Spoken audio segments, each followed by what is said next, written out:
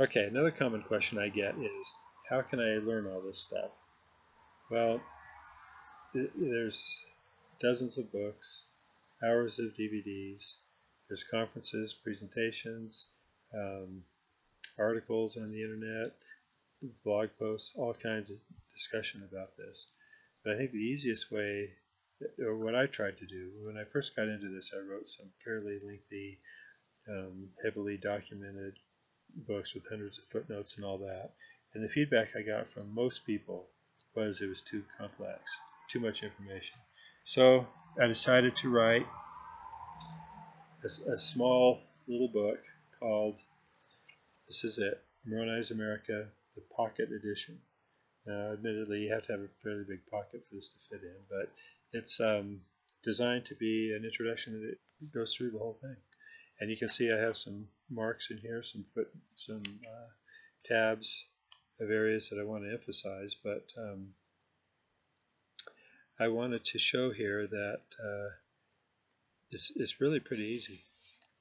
The geography is simple. In fact, I have one page in here where it summarizes the whole geography in two pictures. First one shows, where did Lehi go? Across the Atlantic. Where did Mulek go? Across the Atlantic. They landed somewhere around Florida. And then it shows on the bottom one, I show, here it is, on the bottom one I show the lands of the Nephites were in the north, land is Zarahemla. Land in the south is where the Lamanites lived. And the Ohio, Mississippi, and Missouri rivers were the borders between the two. It's very simple. You can see Cumorah was over here, Zarahemla was here. The whole geography makes perfect sense. So what I've done in this book is shown some examples, like here's Coriantumr's route after the final battles of the Jaredites. Coriantumr, in my opinion, was looking for the New Jerusalem, so he went down the rivers, and that's where the people of Zarahemla found. And in the larger book of Moronize America, I went ahead and went from 1 Nephi 1 through Moroni 10 and described where all the events were based on the scriptures. I didn't get in detail in the war chapters because that's an entirely separate book. But by reading that book, you can get a feel for the geography, and you can test it yourself. Read the scriptures yourself. Decide for yourself. That's what I'm all about. I just want to make information available and let people make up their own mind. Another way to get started on this is to focus on the Hill Cumorah, because that's the only point we know for sure is a modern day point and a Book of Mormon point. Here's the little book about the Hill Cumorah. It's called Letter 7, Oliver Cowdery's Message to the World about the Hill Cumorah. It's available for free on Book of Mormon Central's webpage, as well as on the Moronize America webpage. The first edition is. This is the second edition, which we haven't put on those web pages for free yet, but you can get it inexpensively on digital or hard copy. For those who are interested in church history, I have a couple of books about church history. Actually, the first one was called The Lost City of Zarahemla. That's what it looks like. And it talks about how the city of Zarahemla was lost, because originally it was in Iowa from D&C section 125.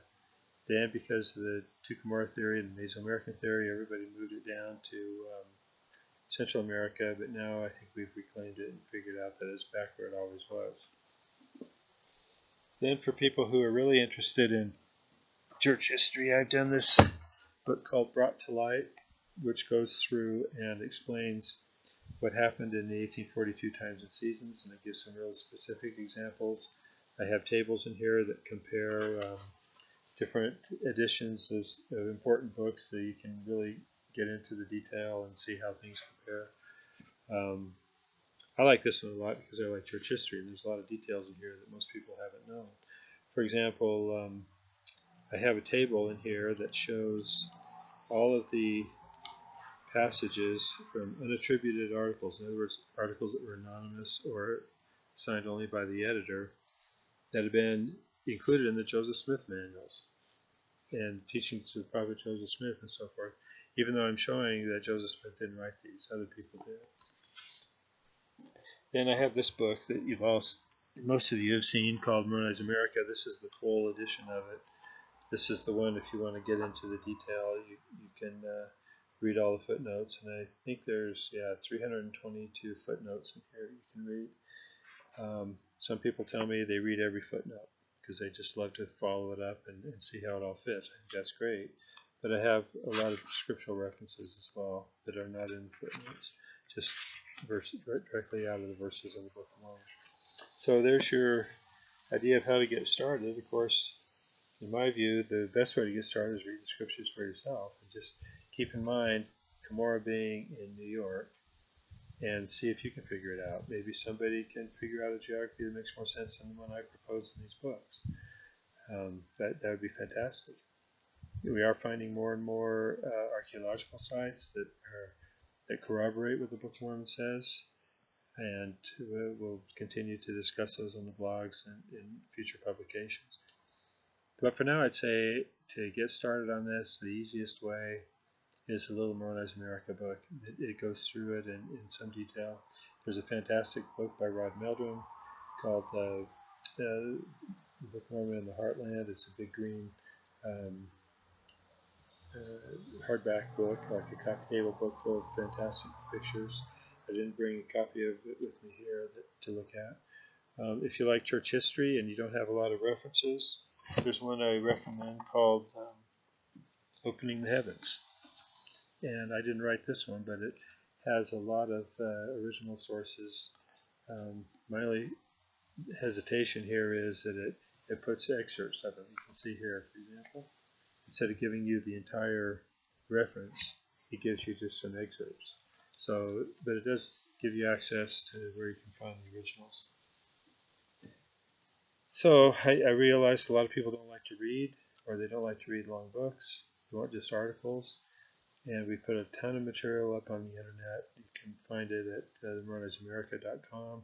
You can find it at bookofmormonevidence.com. It has some fantastic material. I have to warn you, if you start getting into it, you might get sucked in and be spending a lot more time learning a lot more than you ever expected about it. But people really enjoy it, and it makes you better educated, better able to talk to other people about it as well. And it's a fun topic to discuss. But at the end of the day, what we all want to remember is we want to make Cumorah great again. All right? Thanks.